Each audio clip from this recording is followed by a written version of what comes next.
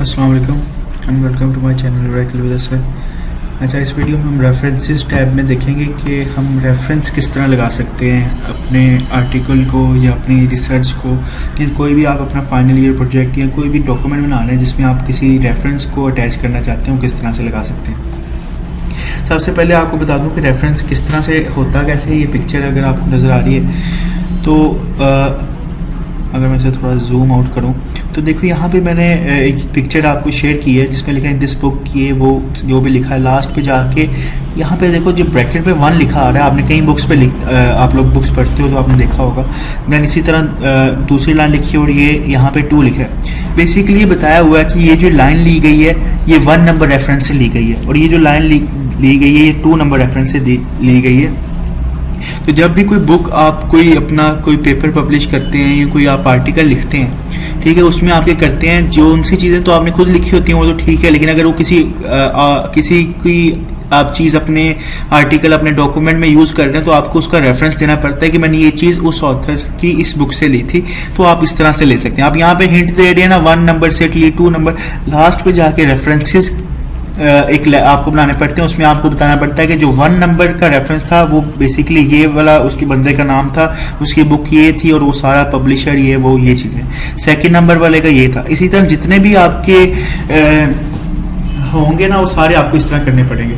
लेकिन ये तो जिस तरह से ये 2 हैं, इस तरह एक किसी डॉक्यूमेंट में हो सकता है किसी के 20 हो सकता है किसी के 50 भी रेफरेंस हो सकते हैं। इसी तरह रेफरेंस ये चीज़ आसानी के लिए माइक्रोसॉफ्ट वर्ड ने हमें एक रेफरेंसेस का टैब दिया, उसमें हम देखेंगे कि हम इजीली अपने रेफरेंस किस तरह दे सकते हैं। अभी ये जो तरीका है ना कि ऊपर इन्होंने ब्रैकेट्स पे 1 और 2 किया और नीचे 1 2 के अगेंस्ट जितने भी नाम थे वो नीचे शो करा दिए रेफरेंसेस में। ये जो तरीका है ये स्टैंडर्ड को कहते हैं हम IEEE का स्टैंडर्ड, वो इस तरह से यूज़ करते हैं। इस तरह इसके अलावा आपके पास कई स्टैंडर्ड्स हैं, हम लोग देखते हैं कि किस तरह से हम वो यूज़ कर सकते हैं। जैसे मेरे पास एक पैराग्राफ है ये, ठीक है, ये मेरे पास क्या है, मेरे पास एक पैराग्राफ है। मैं रेफरेंस के टैब के अंदर जाता हूँ, इधर मैं यहाँ पे जा रहा हूँ। इधर जाके मैंने क्या करना है, मैंने सबसे पहले क्या करना है, मैनेज करना है सोर्सेज को।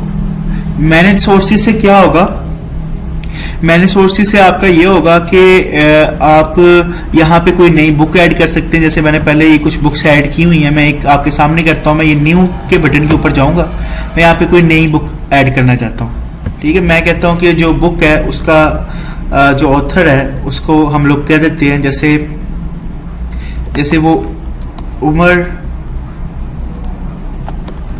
मुर्तज़ा है, ठीक है। उमर मुर्तज़ा बंदे का नाम है जो उस बुक का ऑथर है। उसके बाद जो टाइटल है उस बुक का वो क्या है, मैं कहता हूँ कि इंट्रो टू MS वर्ड, ठीक है। मैंने वैसे एक लिखा, किस ईयर में आई थी, मैं कहता हूँ 2020 के अंदर आई थी। किस सिटी के अंदर आई थी, हम वैसे ही लिख रहे हैं, हम कहते हैं फैसलाबाद के अंदर आई थी। पब्लिशर कौन थे, मैं कहता हूँ XYZ हमारे पास पब्लिशर थे और मीडियम भी अपनी मर्जी से लिखते हैं। मैं ओके करता हूँ ना, तो ये जो मेरी बुक है ये उसने क्या इधर ऐड भी कर दी है, ठीक है, और यहाँ पे उसने कर दिया। अभी देखो कि मैं मेरे पास ये जितनी बुक्स हैं वो यहाँ पे शो हो रही हैं, ठीक है। ये जो मैंने अभी ऐड की हैं ये मेरी पुरानी वाली बुक्स हैं, ठीक है। ये रैपापोर्ट वाली बुक मैंने यहाँ पे ऐड की थी। सारी जो बुक्स हैं मेरे पास यहाँ शो हो रही है। मैं यहाँ पे इसको क्या करता हूँ, क्लोज करता हूँ और मैं यहाँ पे आता हूँ और मैं कहता हूँ कि ये जो पहला पैराग्राफ है ना, सपोज करते हैं मैंने ये वो वाली जो इंट्रो टू माइक्रोसॉफ्ट वर्ड वाला है वहाँ से लिया। सिंपल मैं करता हूँ, मैं इंसर्ट साइटेशन के अंदर जाता हूँ, वहाँ पे जाके मैं सिलेक्ट कर लेता हूँ कि मैंने ये जो पैराग्राफ लिया है वो लिया है ये वाली इंट्रो टू MS वर्ड से। जैसे मैं करता हूँ तो यहाँ पे देखो कि यहाँ पे ब्रैकेट के अंदर क्या लिखा है, मुर्तज़ा लिखा है। इस स्टाइल को क्या स्टाइल बोलते हैं, MLA स्टाइल। ये सारे स्टैंडर्ड्स हैं, इसको कहते हैं MLA स्टाइल। हम लोग क्या कर रहे हैं, आप कोई भी स्टाइल कर सकते हो, ये सारे स्टैंडर्ड्स हैं जो कि कंपनीज ने बनाए हुए हैं। हम लोग ने जो पिक्चर में देखा था वो IEEE था, तो मैं इधर से IEEE सिलेक्ट करता हूँ। तो देखो यहाँ पे उसने क्या कर दिया, इसे फर्स्ट रेफरेंस के तौर पे कर दिया। मैं कहता हूँ जो सेकंड रेफरेंस है वो मैं कहता हूँ कि ये रैपापोर्ट की बुक वाला है, ठीक है। ये सेकंड रेफरेंस आ गया। मैं कहता हूँ जो थर्ड रेफरेंस है हमारे पास वो कौन सा रेफरेंस है, ये ओरेकल वाला रेफरेंस है। ये थर्ड रेफरेंस आ गया। अगर तुम्हारे पास एक और है तो मैं फोर्थ को भी कह देता हूँ। फोर्थ रेफरेंस हमारे पास ये वाला रेफरेंस है। मैंने कहा कि जो मैंने डॉक्यूमेंट लिखा है, मैंने ये पैराग्राफ मैंने रेफरेंस दे दिया कि 1 नंबर रेफरेंस उससे लिया है। अब ये जो चीज़ें मैंने रेफरेंस दिए ना, इसका मुझे फायदा क्या होगा? अगर हम लोग रेफरेंसेस नहीं यूज करते ना, हमें मैनुअली हर जगह इधर पहले लिखना पड़ना है कि रेफरेंस पाउन, फिर हमें याद करना पड़ना है कि हमने 1 नंबर रेफरेंस पे ये वाली बुक दी थी, फिर लास्ट पे जाके हमें मैनुअली हर चीज टाइप करनी पड़नी है कि रेफरेंसेस मैंने 1 में इसका है। लेकिन अब हमने जब ये काम कर दिया है तो सिंपल हम क्या करेंगे, हम इस ऑप्शन पे जाएंगे, वो हमें कह रहा है कि आप यहाँ से अपनी पसंद का कोई भी ऑप्शन कर सकते हो। मैं यहाँ पे रेफरेंसेस का अगर मैं ओपन कर सिलेक्ट करता हूँ तो यहाँ पे देखो कि उसने क्या किया, ऑटोमेटिकली कर दिया रेफरेंसेस का बना के। यहाँ पे देखो उसने बताया 1 नंबर जो है you Murtaza, intro to MS Word और फैसलाबाद और सारी डिटेल, 2 नंबर डेपापोर्ट, 3 ओरेकल, जो 4 है इंट्रो टू एबीसी, वो सारी जो चीजें उसने ऑटोमेटिकली लेके आ गया।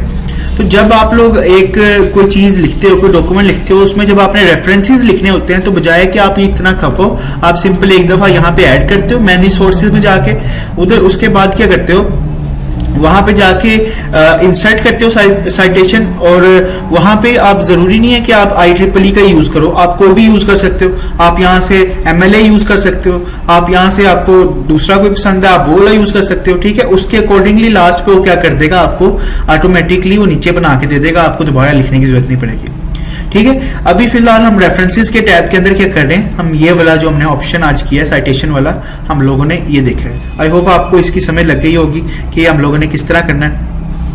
अगर एक दफा मैं आपको थोड़ा सा इसके बारे में रिपीट कर दूं ना, कि आपने मैनेज रिसोर्सेज पे जाना है, इधर से जाके आपने न्यू में करना है, ठीक है। आपके पास डिफरेंट ऑप्शन भी, आप एडिट भी कर सकते हो। सपोज करते हैं मैंने ये वाला है, मैं इस पे एडिट पे जाता हूँ, ठीक है। वो यहाँ पे दोबारा मुझे कह रहा है, मैं कहता हूँ फैसलाबाद की नहीं थी, ये लाहौर की थी, तो मैं अपना क्या कर सकता हूँ, इजीली जो पुराना मैंने बनाया हुआ है उसको क्या कर सकता हूँ, एडिट भी कर सकता हूँ, ठीक है।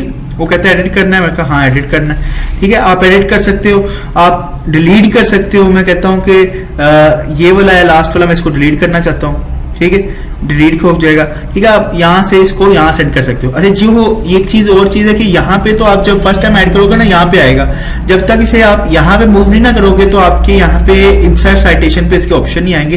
तो जब यहाँ पे आ जाएगा तो आपने उसको सिलेक्ट करके इस कॉपी के बटन से क्या करना है, उसको इस साइड पे सेंड करना है।